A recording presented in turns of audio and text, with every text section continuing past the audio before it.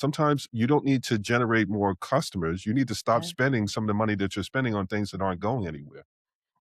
Welcome back to the Strategic Thinkers Podcast. This is going to be episode 2 in a series with a lovely, lovely young lady, Michelle Mitchell. Thank you so much for being back. I've already gotten such great feedback from the first episode that I'm really looking forward to being able to cover this one as well.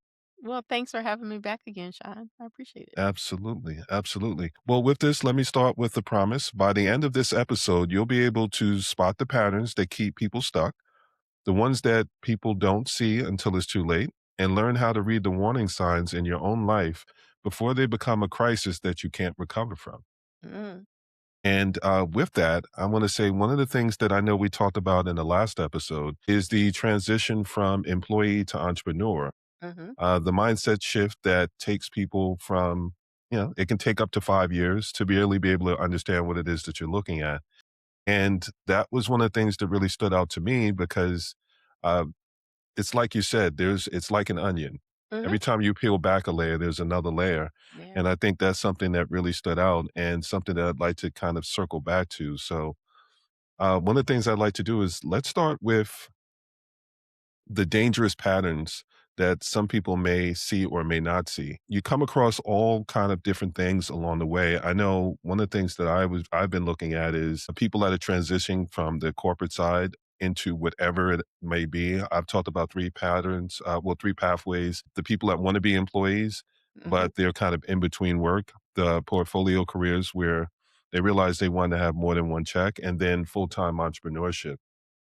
But one of the things I wanted to be able to ask you was, what do you see actually happening beneath the surface when you see these different things and someone realizes it's not just one option, they actually have multiple options? Yeah. Yeah, a lot of times what I see is people don't even realize that they have more than an option than going to work every day.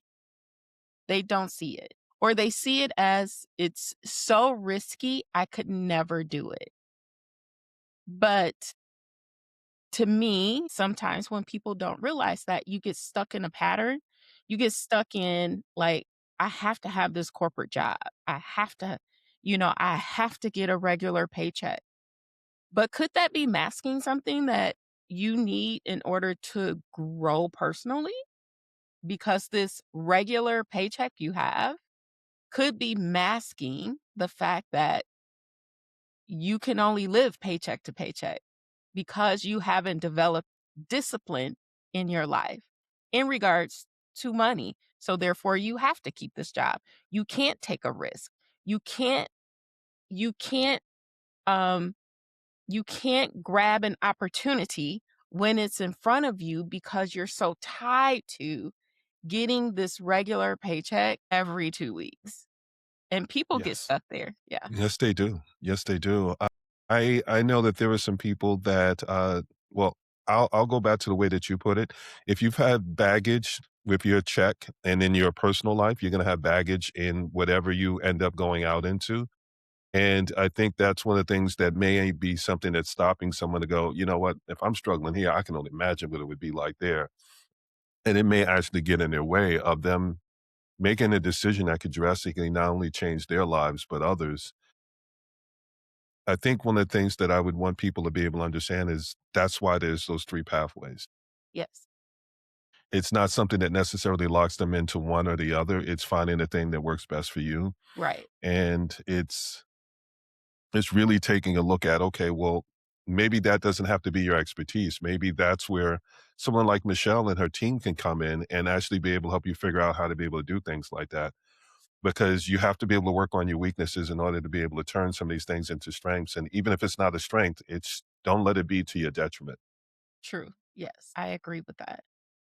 I mean, just to like for me, in my own personal experience, coming from corporate, like I went to school, got the corporate job, moving up the ladder, and then what?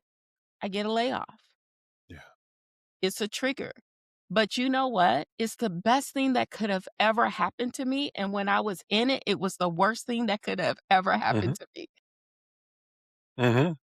Mhm. But hindsight is 2020. You don't know that is actually the best thing that can happen to you because you're so used to being in that routine Yes. of going to that job, and you don't even see other opportunities that are available to you because that's just the way it has to be. Yes, yes. I know how many different conversations I've Mhm, had about entrepreneurship as one of those options, and the level of people that told me, "Well, you're crazy."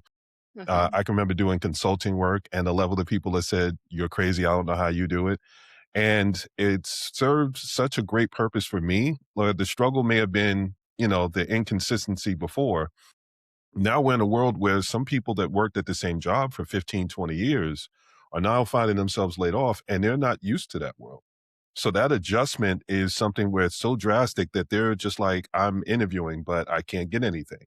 mhm. I'm trying to get out there, but I'm going about it the way that it used to be done as opposed to the way that things are being done now. And it's a scary, scary time because I honestly question how many resumes they actually read. When you have AI and so many different things analyzing who to have the conversation with, who not to have the conversation with. I can remember being on the corporate side, and there are some gatekeepers on the human resource side that I can remember going, "You're fresh out of school.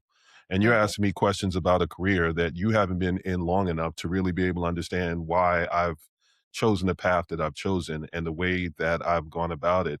And I've had to get past them to get to the actual people that were Right. going to be able to ask the questions that understood what my value was. So it's a scary time for the people that don't know what that world feels like and what it's like to be back out there again. So that's one of the reasons why I thought the consulting bridge made sense because you're not necessarily looking to go out into entrepreneurship or have a portfolio career, but you do need to bridge the gap between being laid off and going back into that next interview and it being something where they ask, what did you do at that time? Yes.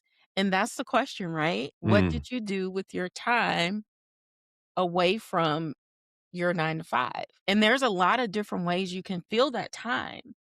So, I remember a time when my husband was laid off mm, and, he was sending out the resumes and all that stuff. And one day I just asked him, I'm like, "Why don't you just volunteer?" And in that volunteering mhm. showed up a job Yes, yes. because of a volunteer opportunity. So, don't think that your hands are tied because people are not looking at your resume, you're not getting any callbacks, Mm, your hand is never tied, never. As my. long as your hand is open, you're open to receive, it is never tied. But if you have that hand clenched, closed, opportunities won't come past you because your hand is not open. There You're you not go. ready to receive. There you go. That's another clip right there. That is another clip right there. I mean, I was halfway listening to it going preach because yeah, I mean, it's one of those things where it is such a either it can build up your confidence or it can tear it down. Mhm. And the only times that you can really be able to kind of refill your cup is by putting yourself in a position where you can get that reminder of it doesn't matter what those people think in that moment. It's not about how many people respond to your resume. It's about the value that you bring and the timing in which you present some of that to people. So Mhm. going out and doing volunteer work or finding opportunities where you can remind yourself, no, I do bring value is Yes. something that can directly affect your ability to be able to find something when you do get into an interview. So yeah, you got to get some context. You got to be able to put yourself out there. And if putting yourself out there makes you go outside of your comfort zone, sometimes that's what you need to be able to do in order to be able to find a new path or a better way to be able to go down the path that you're on. Yeah, that's exactly what you need is to be outside of your comfort zone. Opportunities don't happen to you inside your comfort zone. You have Mhm. to be a little bit uncomfortable. You have to be a little bit uncomfortable. And when you're uncomfortable, growth can happen. Growth can happen. So step outside of that comfort cuz is it serving you? That's the question you have to ask. Is staying in my comfort zone serving me right now? And if it That is is a not, deep question. you need to step outside that comfort zone, whether it's people, circumstances, skill. Like Mhm. maybe you're going after this skill that I've done for 20 years. Maybe that's not it. Yeah, maybe it's a softer skill you might have that will then pique somebody's interest about what you can and cannot do. You know, stepping outside that comfort zone changes things. absolutely. Absolutely. Another way that I would frame it is it's the status quo and the Mhm, dangers of it. Sometimes the indecision is a decision, mhm, and just maintaining the status quo, well, this is the way it's always been done. This is what I've been doing for years. That doesn't necessarily leave room for you to be able to grow, evolve, or do any of the things that may require this new version of you to be able to flourish in this new world that we're in. So, mhm. yeah, if you get stuck in the status quo, it can be a dangerous, dangerous thing. And it's something where you have to be able to take that look. So, in those situations, that's why I thought the three pathways was something that could help some people in situations, because it's either you know that you're going to stay with the one check and nothing wrong with that. But then there's also when you start to realize I do have some other skills. I have some other things that I can leverage. And instead of getting paid for the one that I've been doing for however long, I can start to branch out and start to leverage some of these other things. I got to be able to leverage that through doing consulting work. And that's when I realized, okay, there's a lot of different things that I could do that I could get paid to do. And that's what Yes. allowed me to be able to kind of had the career that I've had because I worked on the brand side, I worked on the publishing side, I worked on the exchange.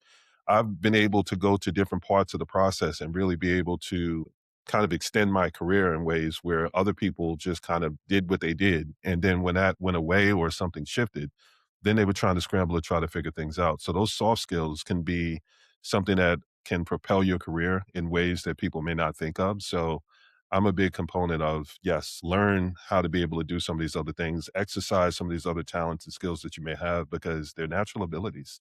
Mhm. They are natural abilities, and there may be something within you that is lying dormant as well because you have been so focused on the skill that you have developed over the years. Who knew an accountant would be talking about this subject? But that's me. Well, you're a multifaceted person, Jane of all trades, jack of all trades, Jane of all trades. I think there's multiple things that you can do. It's not just talking about bookkeeping. Like now you're doing speaking engagements, you're motivating people in other ways, and you're doing the coaching to be able to walk people through things so that they can have those real aha moments. So Yeah. that's just an example of how you can tap into things that you know how to be able to do. Some people are better at teaching, some people are better at doing, but there's finding different things that you can do, and once you tap into them, you may find your new passion. And it could be the same thing that you've always been doing, it's just Mhm. doing it in a new way that Yeah. allows you to really be able to expand and everything from there. Yeah. I think that's a beautiful, beautiful thing when you find it, Mhm. and it kind of reinvigorates everything because It it can take you does. from going through the motions to, "No, I actually have something that I feel good Mhm. about again." Yeah. And that's a big, big difference because it comes across. I mean, I know how many times I've gone into places and you can tell someone's just kinda going through the motions. Like they're there, but they're not there, versus someone that actually enjoys what they're doing, Yeah. be it something new or something that they've found a new way to be able to do, drastically different experience, and that experience carries over into the customer experience. Mhm. It does. And had I stayed in my comfort zone, that's what I would still be doing. Yeah, yeah, I can say the same thing. I can say the same thing. I know I spent years on the sales side, and it's different now because the sales side back then was sales and account management. Mhm. And when I was given the option of, do you want to do sales or do you want to do account management? I realized for me, I'm more of an account manager. I find Mhm. more of a challenge in working with people once they realize what you're selling than trying to sell it to them the initial time.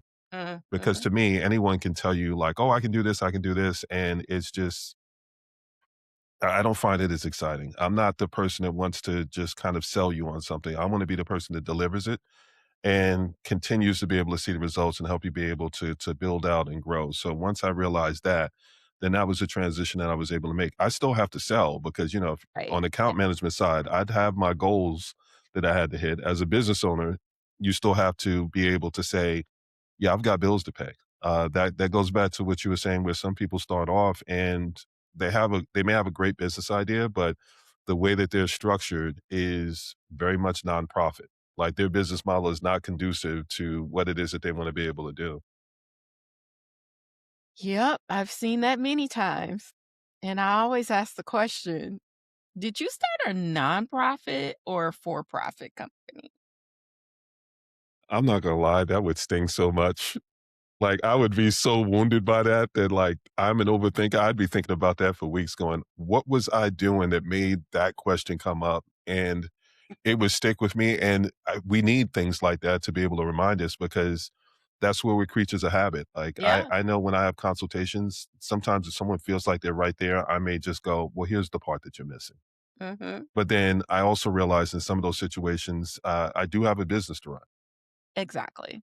So you have to be Exactly. able to tell the difference. You do have a business to run. And if you are avoiding the sales process, Mhm. do you really have a business? Yeah, yeah, Is it for I'm profit guilty. or nonprofit? Yeah. I can tell you 100% I am guilty of that, and it's something that I've had to be very cognizant of and make an extreme effort because at the end of the day, introverted, so I don't really Mhm. wanna get on networking calls and get on sales calls and run around and do a lot of the running around that you have to do to be able to have those initial conversations, but that's what keeps the lights on, It does. It and, does. you have to kiss some frogs to be able to get to the ones that you You really wanna be do. able to work with, You but do. realistically, it's not all doom and gloom. Once you figure out how to be able to do it, then you get to those people sooner, you get to them better, and you get to them faster. Mhm. That kind of goes back to what you were saying. Once you document things, once you start to see those patterns, then you can kind of get past a lot of the initial issues that you may run into, and you start to find the people that you want to be able to find a lot faster Yes. because you can cut through the noise. Yes. Yes. Okay. Well, I know one of the things that I brought up last time was the difference between supply and demand and supply. I know what I see on my side, but when you're working with someone, how do you help them see whether they're creating something based on like the large business model versus something that actually suits their circumstances and their surrounding situation? Yeah. So a lot of times, especially in small business and, are come from a corporate environment, typically, at least the people I work with come from a corporate environment where, things were done a certain way and you develop an expertise in that field and then you start your own business and you think that the model that you just came from is going to work for you, right, in your business. But a lot of times what I see is people have a model that they brought with them that they're presenting their business to the wrong audience, to the late, and their ideal customer is not there, and that model that they brought from their corporate environment is not working, and they're wondering why people not buying from them. Yeah. So maybe sometimes you after you beat your head against the wall where one of these 2 things is not working, when do you realize that one of these 2 things is not working? How long are you gonna let that happen?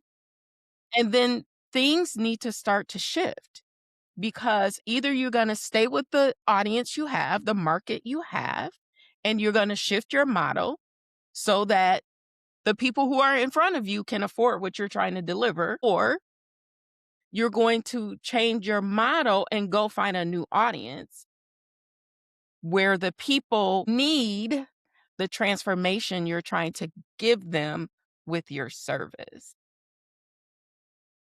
There's so much value in that. I really want people to be able to hear that and process it because one of the things that I covered before was the wants, needs, nice to haves, the guilty pleasures. It's understanding the customer journey and how long or short it can be.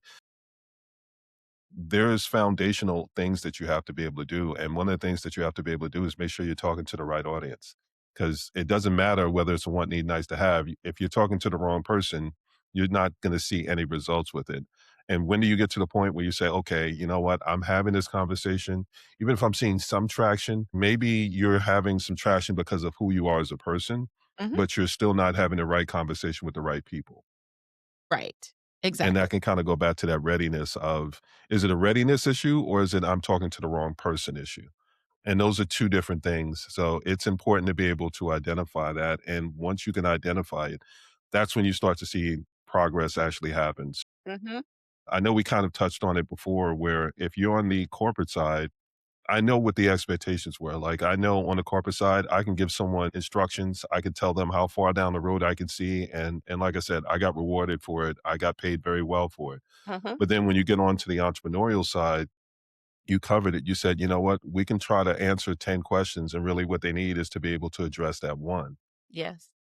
So my follow-up question to you is, if we're looking at someone trying to identify the audience and making sure that they're talking to the right person and it's the right fit, what is a good way to be able to identify that? Because if we're trying, once we can get move past the, okay, I'm trying to solve 10 things, Mhm. maybe narrowing it down to that one will help you get to Mhm. that faster. Yes. And it's like I said, sometimes if you see something once, it's a sign. If you see it more than once, it's a pattern. But like, you got to read the sign in order to be able to recognize the pattern. Right. So what are you seeing in that to really be able to help people go, you know what? It took me a long time bumping my head up against that wall before I realized when they could have gotten to that situation or got to that answer a lot faster. Yeah. So maybe you've refined what you're offering, right? You Mm. refined what that offer is. And then when you present it to the wrong audience, they'll have pushback, right? They'll have pushback. They can't afford it. It's not the right time. Maybe they're not in the right, maybe they're the right person, but they're not the right stage within that market. Maybe they're at the beginning stage and really your offer is for someone in the middle stage. Hmm. And you keep trying to sell it or serve the beginning stager. They're not ready for what you have to offer. So then you think it's you. Then you think it's the price. I need to lower the price. Yes. You never need to lower the price. You need to go get a new potential customer. You never need to lower the price. Facts. Yes. Go Yes. get a new potential customer because that one is not buying what you have to offer. So if you are hitting your head up against the wall with that piece and you Mm. feel like you need to discount, discount, discount, discount, discount, then you get it to a place where now they're a customer. Now what happens? They're needy. Oof. They Oof. question everything you do. Hmm. They think they're right Hmm. and you're the expert. So did you actually make a sale or did you create a headache for yourself? Ooh. Ooh. Yeah, you keep hitting me with these preachers, and I'm going, you know what? Talk to them. Talk Because to that's them. what I experienced that until you last time you and I Hmm. talked about, reflecting back. Yes. And this is what I've done for years. Whenever I have an encounter that didn't go the way that I thought it should, the or I didn't it wasn't as successful. It was stressful. I often reflect on why. I reflect on why because I want a business for me that's easy and in flow. Yes. I don't want a push and pull business. I want it easy and I want it in flow and in alignment with who I am and what my company culture is. Hmm. And if something didn't fit, it is up to me as the leader of the company Yes, it is. to figure out why. It is up to me to figure out why. And when I figure out why, then I change my tactics. So, okay, Michelle, yeah, we're not lowering the price again. Yeah, that's Hmm. what we're not going to do. Now we're going to find people who are ready for what we are offering. Yes. And how do you find that? Like the more you talk to people, the more you engage with people, the more you will identify the right avatar that you need to be talking to. And if they are throwing up red flags, you need to say, you're not, bye. I will direct you to another resource. Yes. You know, and you just let them go past because it's okay. There are plenty, plenty, plenty of potential clients out there for you. And when you identify what those two things are, then you begin to get into the flow of your business. You're talking to the right types of people. They're at the right stage in business. They have enough revenue or income coming into their own business, or it could be household if it's B2C, you know, then that's where you start. That's where you start. And then from there, like I said, it's an onion, it's a layer, right? Mhm, mhm. Then you can start digging deeper within that customer avatar that you've discovered. Like, what else about this type of person is right for my company? So then you start going down that pathway. And once you get a flow, then you can start training and teaching someone else to do the same thing for you. That's how you multiply your effort, right? Ooh. So Ooh, it they're is, gonna love this. yes, it's a process. It is a process. A lot of times where I come in to help people is being that guide so that your Yes. process is not as long as mine was. I've been in the game 15 years. I can shorten yours by at least 10 because it took me 10 years to like figure out everything. I know I can, you know. So once you've done that, like your entrepreneurship, your contractor gig starts to become and feel like a business. Like, hmm, like I have something here, right? And Yeah. then you start building and developing that. I just wanna pause on that for a moment because I don't know if anyone else heard it, but I know what I heard in that, and it's just so many different experiences that I can think back to, not just for myself, but from conversations that I've had with Mhm, other people. I wanna unpack some of that. mhm, One, I wanna start with pricing mhm. and the avatar. Yeah, Avatar is just another way of saying who your ideal customer is and figuring that part out. And what you covered is you have to have those conversations. you do. You have to be able to gather that feedback. And I think one of the things that I want to focus on with pricing is because when you lower your pricing and you lower your pricing and you start doing a lot of different things to accommodate people, because depending on the business journey stage you're in, sometimes you have to validate your idea. Sometimes you have to get enough to be able to say, okay, well, now I've had enough clients to be able to say, yes, this is something that I can do. I get it. If you're in that stage, you have to say yes to more people, but there's a cost to it. And you have to understand what that cost is, because if you're doing it based on motivation, it kind of goes back to passion versus purpose. Mhm. If you're doing it to feel motivated, by bringing in the wrong people, they will zap any motivation that you All have your energy. to You be able gonna to get feel like anything done quitting. Burn it all. all the Did I time. ever tell you about 2018 when I decided to burn it all down? No. Oh, yes, I've done that, and I've had to do that in my business multiple times Mm, because I didn't have the right people in my customer base. So I had to prune the vine, and I had to get rid of them. I had to let them go, let them find someone else because I had grown as a leader, yes, and I had to yes, let them go. yes. Another great and valid point. I think that's where you get to the point of having that discernment. You get to the point of being able to say, you know what, is it worth it? Mhm, And that's why I've learned I put exit strategies in and I let them know going into it, listen, we're gonna cover this stage. And when we get up to this stage, then we're gonna have a conversation about whether to continue mm, or not continue. And it yeah, could be that I'm just not your cup to Lipton. I'm not your mhm, cup of tea. The way that I go about doing things may not work for you, but that also works vice versa. If you're someone that says, you know, I'm gonna do things and then you don't do it, then I'm result driven. Like what gets me motivated is getting people the results. It's making sure that I'm getting people where they're supposed to go. And if I can't do that, then I'm actually allowing you to be able to distract me from someone that I could actually be helping and seeing them actually get where they want to be able to go. So I think again, pricing is one of those things. Mhm. Talking to the wrong clients is one of those things. I have absolutely burnt it down. I know when I started, I was doing like web design. And then I realized when I was doing web design, what I was actually doing was not just building a website, I was building their whole brand and marketing Mhm. strategy.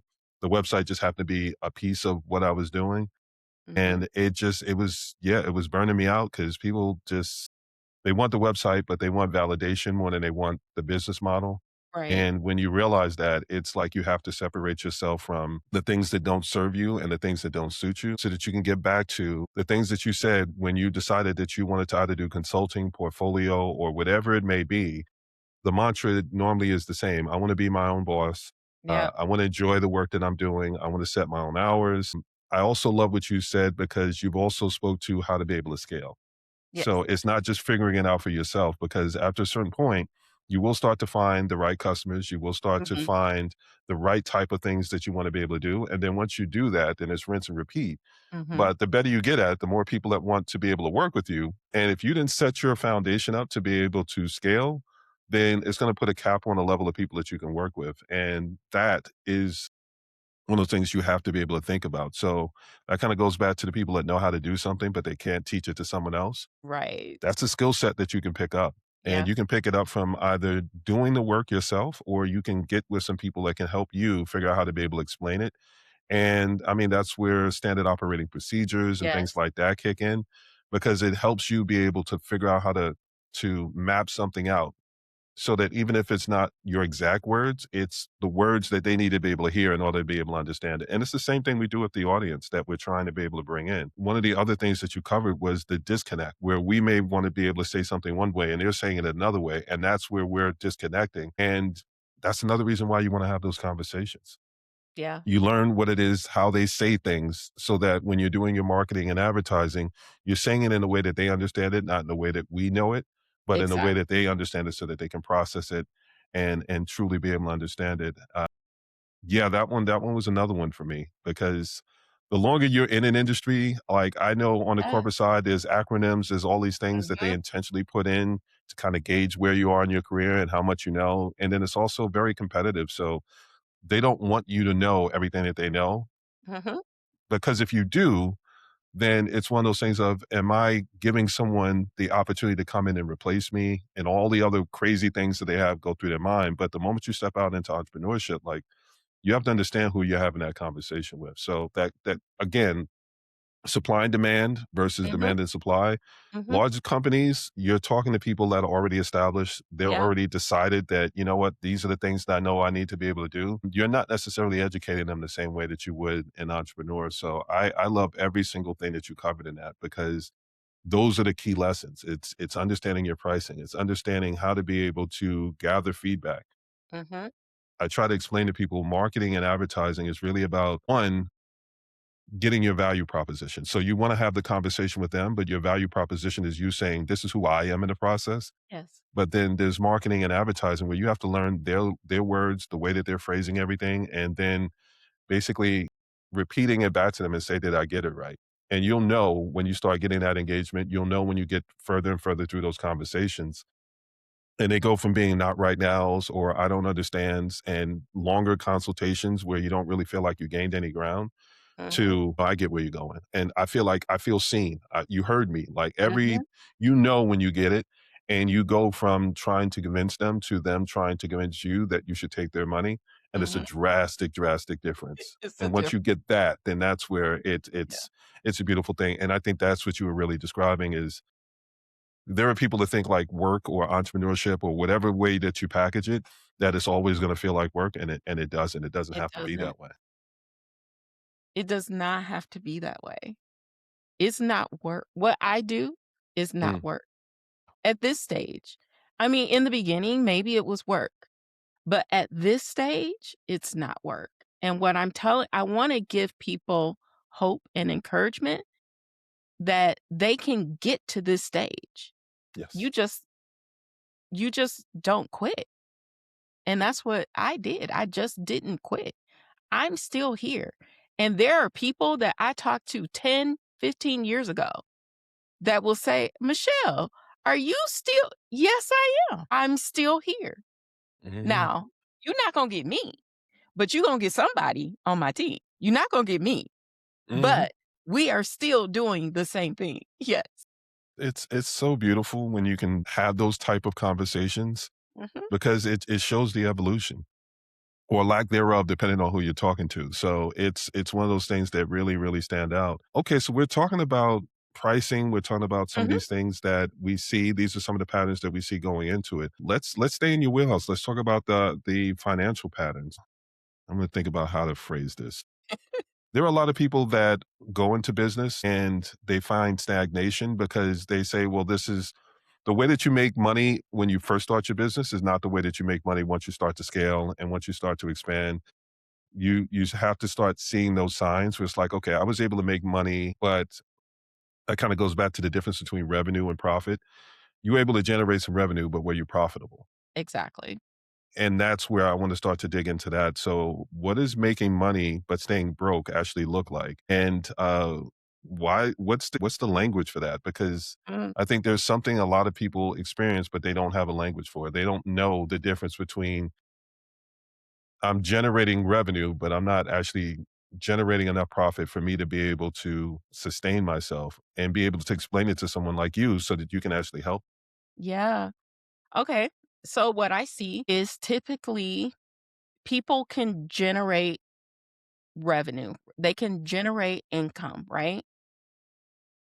But is the income they're generating enough for them to operate their business, pay themselves, pay taxes, and retain profit? There's a difference because if your pricing is not up to par for the market you want to be in, Hmm. then all the other things feel very, very heavy, very, very tight. And you can't even see that how can I bring on an assistant or a salesperson or somebody to help me deliver this service when it's nothing there, but I'm making money, right? I am bringing in income, but you don't understand what the cost is. You don't understand what it's costing you to bring in that amount of money. Because what is costing you to bring in that amount of money is not going to sustain you when you begin to scale because you're going to have to add people to your team who also have an expertise, Hmm. right? There's a difference. That's why it feels like I don't have any money. I'm still broke, but I make money. So then we begin to pull back the layers. What are you selling? What are the Yes. profit margins? Yeah. What does it cost you to bring in that dollar of income? What does it cost you? Now, if it's, 30, let's just say it's $100. Hmm. It costs you $30 to bring that $100 in, right? So you got $70 left. Then what you do with that $70? You got to operate your business, put some away for taxes, pay Yeah. yourself, and leave some for profit. Is $100 enough now? Context. Right. Is $100,000 enough? Sometimes no. No, I say it's not. Not to run a business. Oh, no, no, no, no, no, no, no, no. No. Because how are you going to get expertise on your team if you're making top line $100,000? Can't. You can't hire people for $10. I mean, you can, but you gotta also look at the quality of what you're hiring. Like, is it gonna take more like, we could go down a whole rabbit hole right here. You see, I started laughing as soon as you said that because I'm thinking about, I get those DMs where it's like, oh, well, Yeah, yeah, no, no, no. That yeah, is definitely a rabbit hole yeah, that is a whole different conversation. it is. So, Yeah. the first thing that I like to help people identify is their pricing.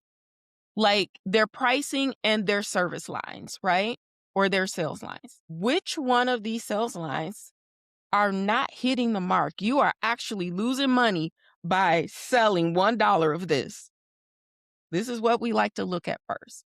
And then we can narrow it down to the service line that is most profitable to Yes. your business, right?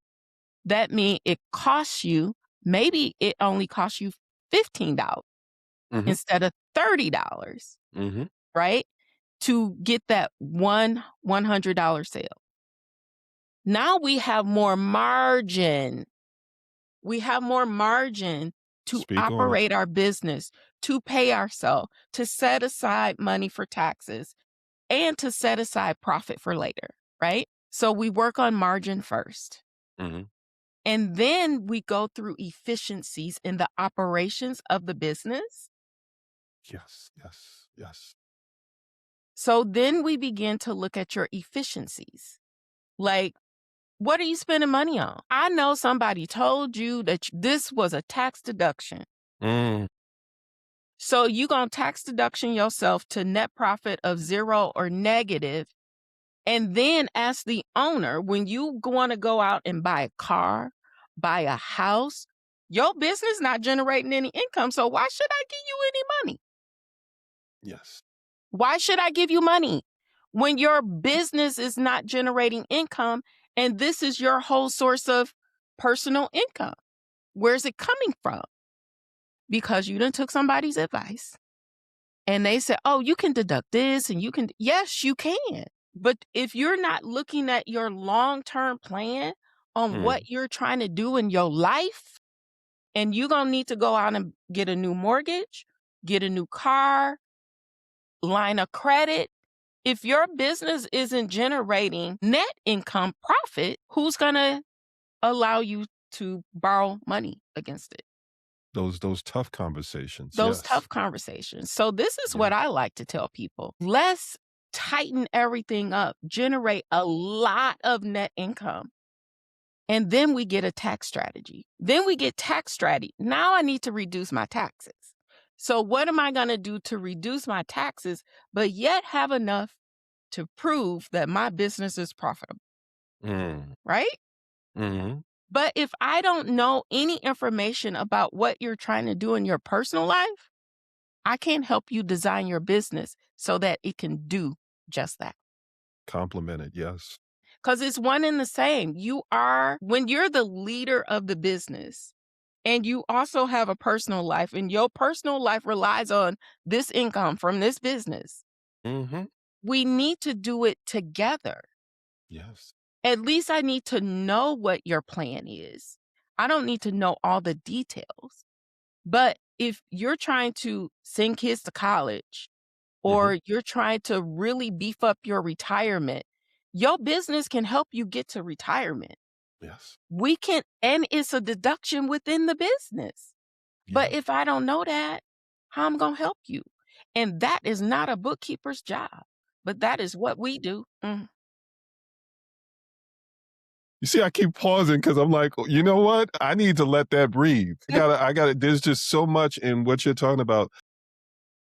I have follow-up questions, but I just wanna unpack some of what you just said because I can't tell you how many people I speak to, and it's, "What's your business model? Like, what's your plan?" Like, when you're putting together your pricing, like, we're talking about the foundational elements. You have to figure out who your audience is. Once Mm-hmm. you have those conversations with your audience, the audience will actually tell you how much they're willing to pay for the thing Yes. that it is that you're offering. But then the next step in that is, well, does this align with what my business model is? Mm-hmm. Does it align with my life? Mm-hmm. Because if it doesn't align with my business model and it doesn't align with my life, then you may be selling the wrong thing. Yes.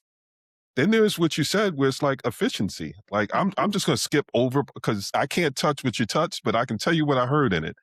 Then there's the efficiencies. Sometimes you're spending money. Like for me, the main thing that I see a lot of times is there are earlier stage businesses that are talking about they're doing paid advertising. And it just burns me to no end because if you don't know who your audience is, Mm-hmm. then you're renting an ability to be able to conversation with somebody that you don't even know if that's the person you want to have a conversation with. Yeah. So efficiency is looking at being able to stop the bleeding on spending that you don't need to really be spending. And you have to be able to evaluate it. I can't tell you how many times I've spoken to someone. I said, okay, well, tell me, what's your most profitable service or product? Mm-hmm. And then we unpack it, and I say, "Well, no, that's actually not. Yeah. That's the one that's costing you more money." And that goes back to passion versus purpose. You're Mhm, very passionate about it, and that's the one that you enjoy selling and all the mhm, rest of that. But the one that actually makes you the most money and not revenue, but profit mhm, is this one. So we mm. need to lean further into this one in order to be able to facilitate your ability to work on the one that you want to be Yeah, able to work on. And that's where stopping the bleeding. Sometimes you don't need to generate more customers. You need to stop yeah. spending some of the money that you're spending on things that aren't going anywhere. Exactly. Exactly. That's exactly it. You need to stop spending money on the things that are not getting you the ROI that you're looking for, return on investment. Because that's what it is when you spend money in a business. It's a Mm, return on investment, whether it's people, whether it's software, whether it's things in the business, like physical yeah, things. Like they all should be giving you some type of return. It's a return of your time or return of your money. yeah, Which one is yeah, it? yeah. I'll speak for myself. I know because I could see far down the road, and this is part of that corporate transition. I knew all the things that I wanted to be able to do, and I'm going into year 8, and I'm Mhm. just getting into some of the things that I was setting Yeah. up in year 1. Mhm. So the level of money that I was spending on AppSumo and all of these things, making future purchases and buying domains and doing all of these things because I said, well, this is going to be a segment of this, and then I can do this, and then I can do that. You have to be able to get the first thing set Yeah. and prove that you can get that first thing set before you can truly start to spend or rather invest in some of those other things because you can make that investment, but then that investment turns into an expense. And if you Mhm. can't justify that expense, then it's some of those things that you should probably let go. And this Yeah. is where having a conversation with someone like you is going to make a difference because it's what you said. Sometimes you will find someone that is a bookkeeper and Mhm. they will tell you, here's what you have, here's what you're spending, and they don't go beyond that step to be Mhm. able to say, but why are you doing it? Exactly. And that extra context makes Exactly. all the difference in the world. Yes. I think this is the difference between finding someone that's just willing to do the job and finding someone that actually loves what they're doing and cares about the results that they're delivering. Mhm. I think that's the real difference. And I think that's why some people do okay and some people end up Yeah. really excelling. And all of that ends up going back into recurring revenue. Somebody can pay Mhm. you and they're like, you know what, I feel like, I'm doing all right. I have somebody that does the basics. Mhm. But as our experience grows and you talked about documenting things, once you start to know what you're looking at and you start to have Yes. more examples of it, you start to have conversations with other people. And someone may say, oh, well, I have a bookkeeper, but my bookkeeper just does this, this, and this. Yes. How about having a conversation with someone that is a client of yours and they say, well, we have conversations about this. That's when you Mhm. start realizing, okay, well, that may not be your job, but that's a blind spot that I had no idea that I should be looking at. Yeah. And because I wasn't having that conversation with you, I was leaving money on the table or I was throwing it out the window. You pick which Yeah. one resonates the most, but those are things that are happening every single day. And Yeah. you have to have those conversations, but you also have the discernment of who you should work with Mhm. that will allow you to be able to identify those things and then actually do something about it. Because some people Mhm. can point it out and they say, well, let me know when you figure out what you want to do about it. Cause that's not, that Right. part's not my job. So, Right. Right. you know, you, Yeah. that's a different question. Yeah. I just posted a video about my numbers look fine. Mm, My accountant says my numbers are fine, mm, but yet inside there's this, like, uneasiness. Why? But you can't ask your accountant that said your numbers are fine. You can't ask them that question because that's not what they do. They compile a yeah. financial statement. You Yeah. can't ask them that question, but you Well, I need mean, somebody you can ask that question to. you can ask. You can But you ask, you should may take not note get. of whether or not they Right, answer and what that right. answer is. And actually, they shouldn't be answering the question. They should ask you more questions Very, because very true. the accountant can't make the decision for you. You need to be comfortable with the answers that are already within you.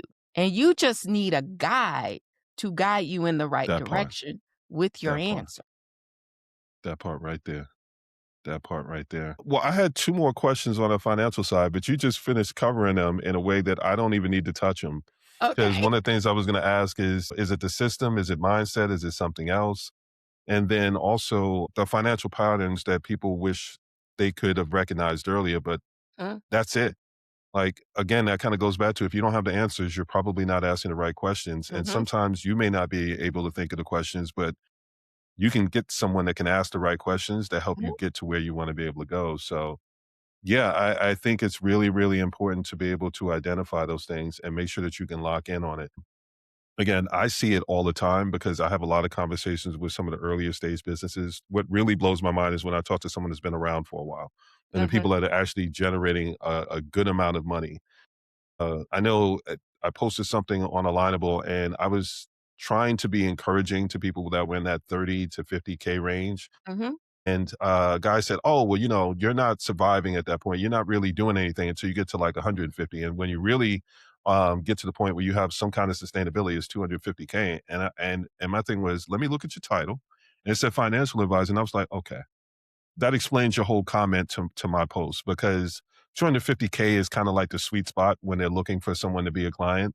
And it was basically shaming people, but it's like sometimes people have to work their way up to something like that. Guess what? And if I you was only at focus on 30K. those, I was at 30K.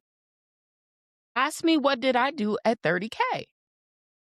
Ask me what did I do at 80K. all of Ask that, me what did I do at 200. all of Ask me that. what did I do at 300. Like, ask me. I'll tell people. I'll tell them what I was doing. And then you can decide if you're willing to Yes, do that or not. yes, yes, You get to decide whether or not you're willing to do that to get there. But yes, I was at 30K. I was at 50, bumped my head for several years at 80. I'm like, what's wrong with me? What's wrong with me? No, I'm serious. I know you are. I'm only smiling because you're telling my story, and I'm sitting there just listening, going, Yeah. "Yeah." And this is why I have the conversations that I have with people like, "Well, why are you doing that?" That's because it's what you said. It's for 15 years for you, 8 years for me. If I can shorten that time for you, why would I Yeah. not do that? Yeah. It's a completely different. It just bothers me. It rubs me the wrong way when I see people just like, "Oh, well, you have to be here," and it's one of those things where it's like, if you're saying that I have to be there, then who's helping the people that have to figure out how to get there? So Yeah. I love Exactly. that you're saying, like, "Listen, ask me what I did at that point," because Yeah. either you will or you won't, but at least Mhm. now you know. Yeah. And once you know, then you can make that conscious choice of, is this something I wanna be doing? This goes back to, are you bumping your head up against the wall because you're doing something you're not supposed to be doing? Mhm. Or you're doing something that, maybe it's not the first use case that you should be bringing to market. Right. Maybe you should be doing something else that allows you to be able to get to a point so that you can do the things the way you want to be able to do them and still be able to take off. Because I mean, I see so many different posts where people are talking about how much revenue they generated. And it just the context that is always missing for me is, but how much of that is profit on the back end? Exactly. Yeah. And it just, if you don't know to ask that question, if you don't know to pull at that thread, then you will listen to someone that knows how to do it one way. They're giving you just enough information to be able to pay them, and you think that that person is the one is going to be the greatest thing for you, and then you realize that they're a machine, Mhm. and they're only going to be as good as the information that you can give them and what you can pull out of them. Mhm. So I love that you said, listen, where are you? And tell me what it is that you're trying to accomplish. It goes Yeah. back to saying, at this point, as much as I go start to finish, I love going finish to start. Tell me Mhm. where you're trying to go because that gives me context to be able to go, okay, well, if you're saying that this is what you want to be able to do, here's some of the things that you need to be able to accomplish. Like if you tell me no right off the bat, that no, I'm not trying to do this, no, I'm not trying to do this, no, I'm trying to do this, then that lets me know, well, that destination either needs to be changed or we need to have a conversation about what it's realistically going to take for you to be able to get Or I am not the right person to help you. there. That part right there. I mean, there are some people that will yes you to death and they'll validate Mhm. whatever idea you have and watch you struggle the Mhm. whole time. I know I've been part of some, not just masterminds, but different groups and things like that, where there are coaches that are more than happy to do just enough because that's the recurring revenue. Mhm. And they don't want to necessarily solve that, say, 5 sets of problems that you have, because once you get past those, then you've exceeded their level of expertise. And then they're going to have to go out and find somebody else. So, I'm always looking at agendas. I want to know what it is that you have set up in your business and how your stuff is set up so I can understand what it is that I'm looking at. So I understand how to digest the information that you're giving me. So, so much of what you're saying goes back to, it's not just about us knowing ourselves, it's Mhm. also about knowing who we're getting advice from, who we're getting recommendations from. Again, we're in an era where it's information overload. I can't go onto a single platform where there's not someone talking about something. And then when I look into what it is that they're saying and then I look into who they are, I'm like, it's an opinion, but it's not an educated opinion. Mhm. It's like you're doing it because like, you can get some clicks, you can do this, you can do that, but like, is it an educated opinion where I'm actually going to benefit from your advice? Like, is this something that I should be learning from, or is this something I should be learning from as in what not to do? It goes Right. back to we all serve as examples of like what to do, what not to do. Mhm. Sometimes I'm on there and I'm just watching and looking and going, "Oh, yeah, I know I will not want to do that. That's not going to end well." So I don't mind seeing some of those examples, but I also look at the ones where they'll get something and they'll put something out there, and because they had like one or two good use cases, they lean into those so much that people think that they're successful or I hope this person generate 10x. How do you find a Michelle? How do you find someone that actually is willing to answer those questions? And how quickly can you get to that point where you realize, well, this is one of those people that will answer those questions?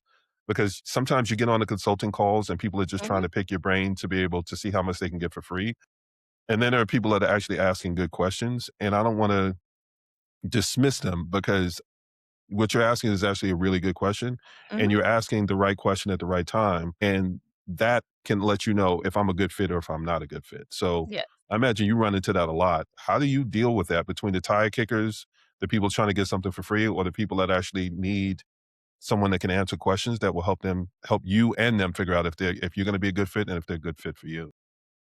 So, I give a lot of information away for free, Mhm, a lot, and mhm, you can take it, try to do it on your own.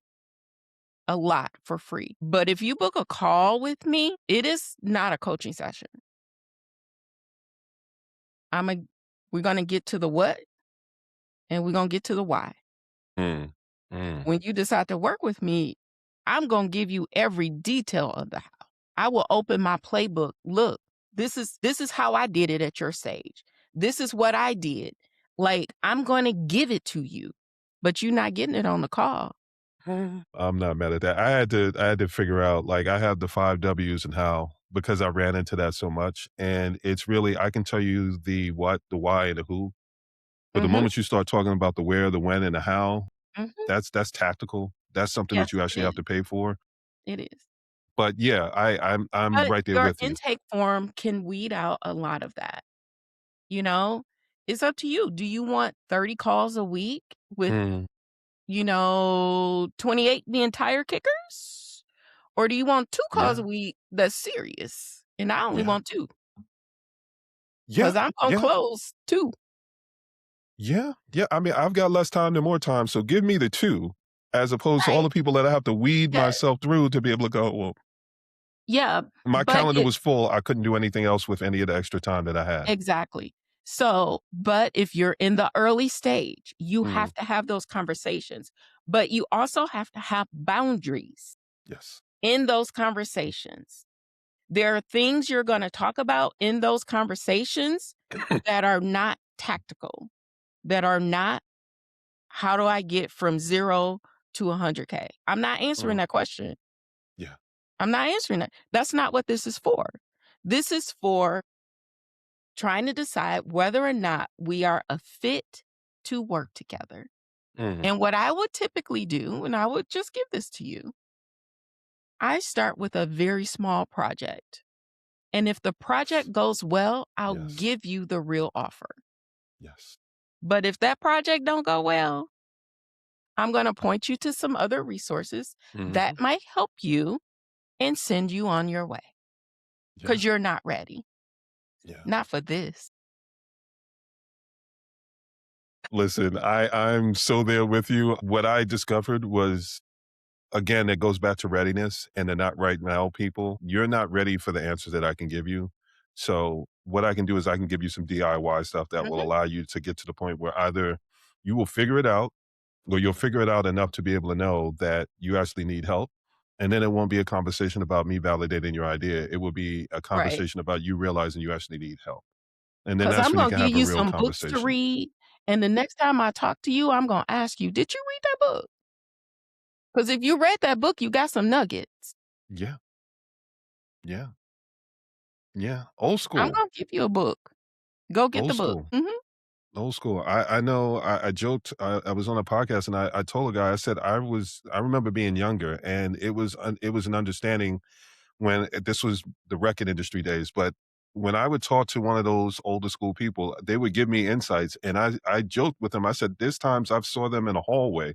No, hey, Sean, I'm like, listen, I can't talk to you right now. I haven't done enough of what you gave me yet for me to mhm, earn the right to be able to have that next conversation with you. mhm. That got me the next conversation. Yeah. But there are a lot of people that will take that information and then come back up and go, well, I mean, you said this, but I feel like this. And now Mhm, I'm trying to figure this part out. And I've had conversations with people like that. And it's one of the things where I had to explain to them, like, you have to understand what it is that you're really asking someone when you're doing it that way. Like, you're literally asking them to do all the work for you. And then mhm, you get to keep all the profits. And like, it seems a little selfish to say it that way, but the reality is these people have gone through that already mhm, and they've had their iterations of what that looks like. Why would they stop doing what they're doing and see into their business and everything else to be able to walk you through something that if you cared enough about it, you would take the effort and the time to really kind of put in what you need to be able to put in to answer some of those questions or come mhm. back with better questions. Yes, yes. So, yeah, I guess if there's one thing that I'd want somebody to take away from it, it's how few and far between some of the people that really care are Mhm, and how much you should actually value them when you run into those people because they've been there and they care enough to be able to help you because they've been there. mhm. Whereas there's other people that have been there and they've learned how to leverage knowing that they've been there and how to leverage getting something out of you, regardless of whether or not you see the results.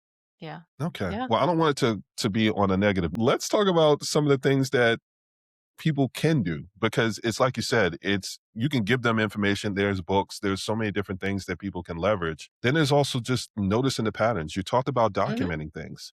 When Yeah. you document it, then you have something that you can go back to as a frame of reference. Never mind what I'm telling you. It's take the notes. I can't tell you how many times I've gone back and looked at something that I wrote and I get to see the progress that I've made because what my understanding was of it initially wasn't Exactly. what it is when I went back to look at it again. Like then I had more context to be able to go back and read something that someone told me to read or I get to see where my mind is shifted to be able to go, okay, maybe I just wasn't in a place to be able to hear that right then. And that may open up the door for someone to go, okay, now I'm actually ready to be able to have that conversation with someone that I can afford to pay to be able to walk me through things in a more meaningful way. How are you identifying those people and how do you kind of guide them through that stage? Because for me, there's DIY, there's done with you and done for you. Mhm, I'm okay with the people that don't want to learn as long as you have it's for me, I think I talked about it before. I said for me, those are the people that have more money than time.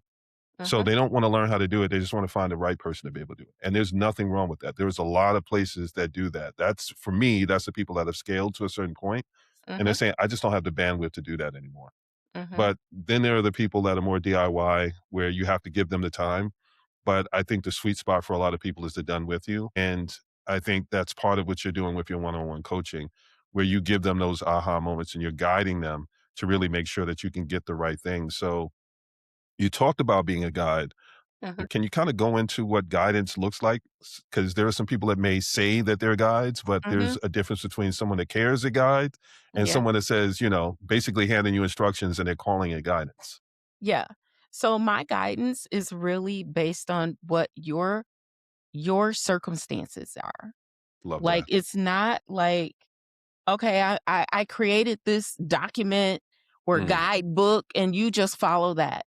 But that person may not be at the right stage for that. Or, their business is a little bit different. They have a little bit different circumstance. hmm So it's going to be tailored to you, I love that. to you. I am going to build a relationship with you so that I really understand because I deeply care about the people I work with, deeply. Like, I know who their spouses and their parents are, the dogs and the cats and all of that. I care. Yes. I really do care, and I take the time to get to know that person. So when I am guiding them through a decision, like, it's a decision for them. Like, Mm, it's not lining my pocket. Like, I'm not I'm not telling you to buy another one of my products. Right. I'm guiding the decision for you, like helping you come to the place where you own the decision. Like I have adult children. I never tell them what to do Mm. because if I tell them what to do Mhm. and it doesn't go the way it was planned, then it's coming back on me. And I'm no. So for my clients, I do them the same way. I guide them. I help them weigh the pros and cons of their decision. I give them test things to do. Like, okay, let's Yes. just test this out and see Nice. how that works. Okay, how did you feel about that? Like, do you feel like you could do this again? Or did you just did not like that? And then we have to go back to the drawing board. Okay, Mhm. now let's figure out what part of that didn't you like? Because it may just be one aspect of it and not the whole thing I told them to do, that Mhm. we talked about. So it's like I'm listening to them. I'm listening for the feedback. I am listening for, what they like and what they don't like. Like, I'm working with a young lady right now, and she loves tax. I can't stand tax. She loves tax. Whatever. Don't ask me about taxes. Mm. But because that's what she loves, our conversations are based around that and how she can leverage that without doing taxes. Like, you can be a tax strategist without Yes. filing one form Yes. because you're going to help a business owner not fall down the pit holes of having large tax liabilities. I get that, right? So I'm helping her navigate through that. Okay, that's what you like. It's not my personal desire, but it's hers. You have to be able to work with people that don't have your personal desires. And you still need to guide them to the place where they feel successful, where they feel supported, where they feel encouraged. Mhm. And that's what I do. I love it. I love it. Yeah, again, so much to unpack in that. I wanna give that the pause for it to actually settle in for people to really understand it because there's so much in what you're saying. I know what parts of that I do. And Mhm. I know that my thing is professional decisions affect your personal and your personal affect Mhm. your professional. And right off, that's going to let me know what it is that we're looking at.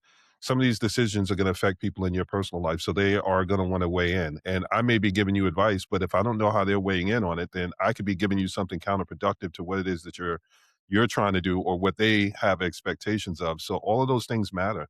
Mhm. And I think if we're talking about how to be able to identify the people that are going to be able to not just give you instructions or show you how to do something one way, those are going to be the things that will help you get to that a little bit faster. So when we're talking about patterns, some of the patterns are people that ask questions that are rhetorical Mhm. and they're asking because it's just checking a box, but they're not actually doing anything with that information. And then there are the people that are actually building custom solutions. What I hear is you're giving custom guidance Yes. in walking people through things to make sure that they understand it. To me, that's a strategic partner.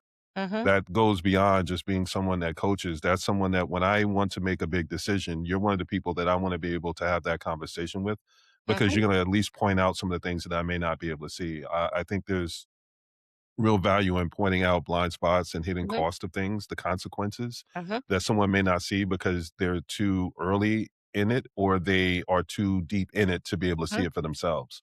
So Yeah. you have to have someone that can point things out because what's the saying? You can't see the picture from within the frame. So Right. if you're in it, sometimes you can't see the You things that can't other see it. people can see when they know what they're looking at.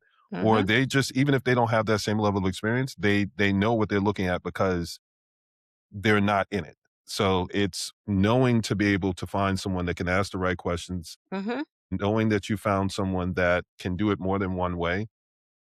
This is where I said there are some people with opinions and people with educated opinions. I don't mean to be the snob of people that are book smart, but I think my preference is always going to be someone that lived through it because if you live through it, then you know how to do it more than one way. Mhm. Whereas most times where you learn how to be able to do something in a book, they say, here's the perfect scenario, but they leave the perfect part out. And they just say, Right. well, here's how you do it. And it's saying how to be able to do it one way, but there's not enough caveats to be able to say, well, if this is you, then you may want to tweak it this way, or if this is you, then you may want to tweak it that way. And I think that's the disservice that some people may get because it lacks the context.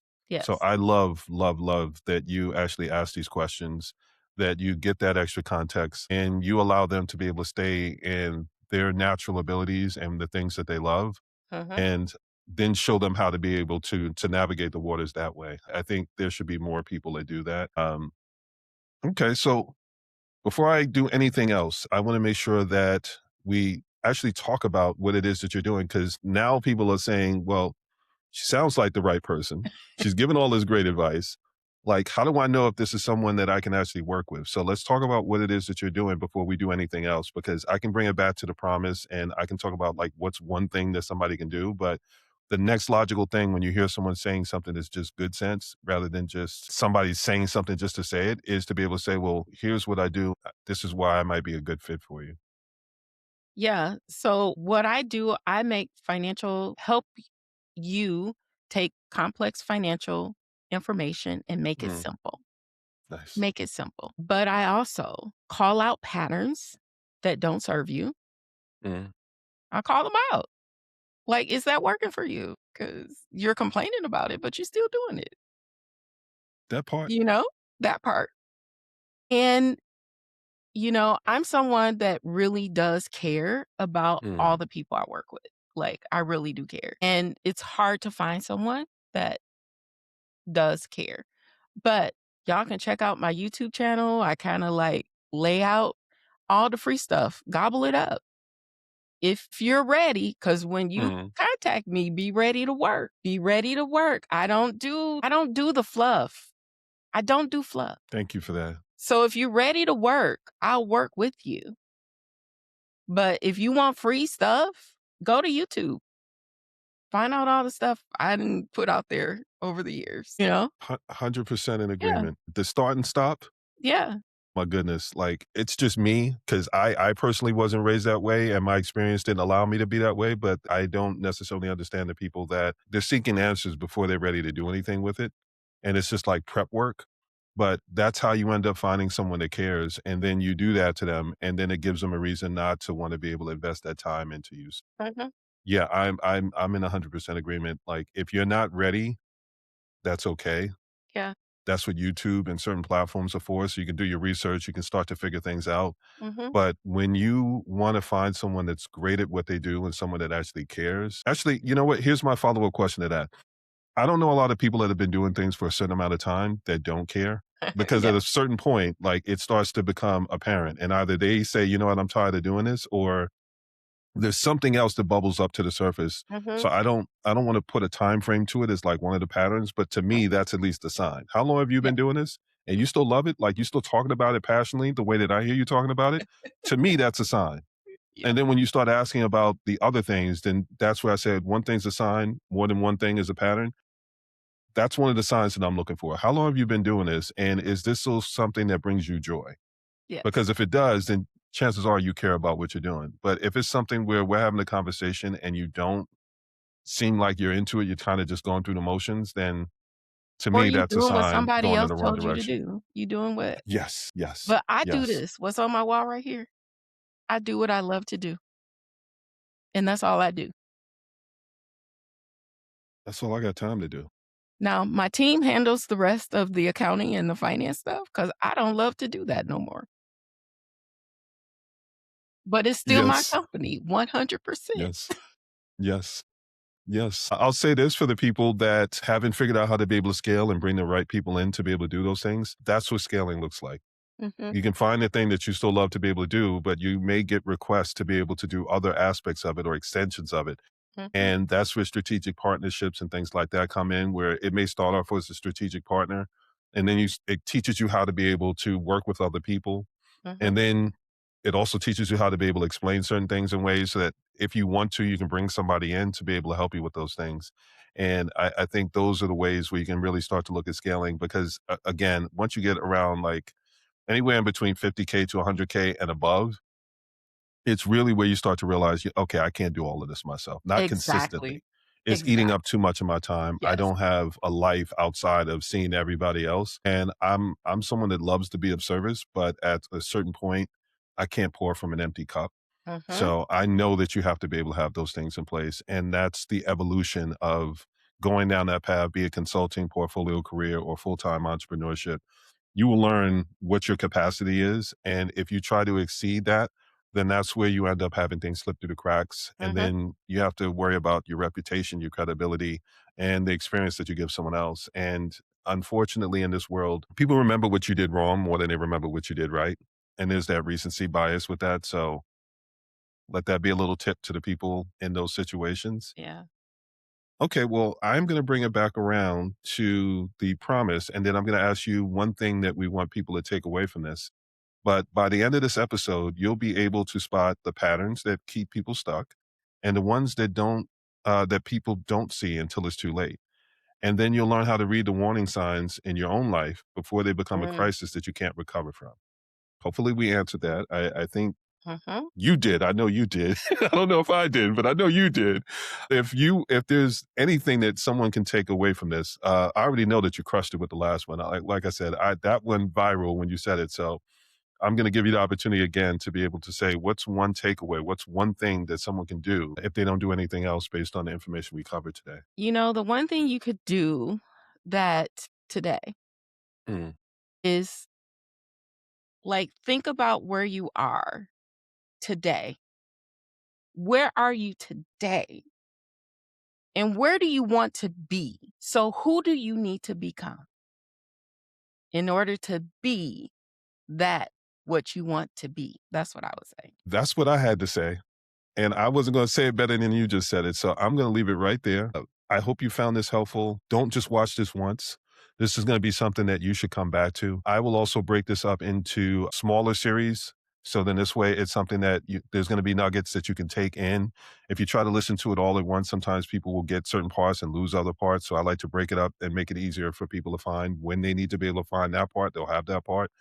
But yeah, you have to know where you're at. I don't think it gets any better than that. When you know where you're at, then you have a better idea where you're trying to go and what you need to do in order to be able to get there. And that's the accountability. And that's just having a clear understanding of what kind of help you need, who you need help from, and how much of that actually has to be on you.